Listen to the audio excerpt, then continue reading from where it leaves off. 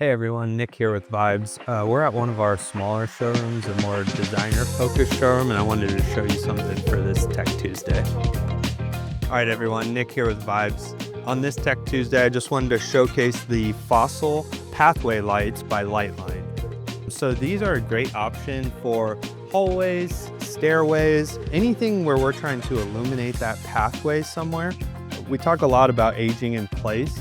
And when we talk about that, if a client brings that up, we instantly are talking about these pathway lights. So there has been a lot of studies where pathway lighting below the waist can prevent falls in a home.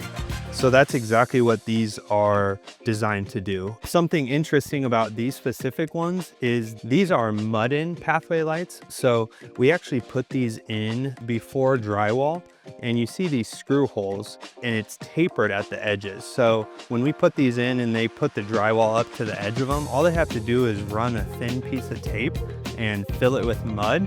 They smooth it out with some sanding, and you will never know that that's there until you see actually the light itself turned on. So this is a cool product that we are utilizing in new construction build. Remodels or retrofits are a little bit more difficult, but we can also accomplish that same thing. So if this is something you're interested in, give us a call at Vibes.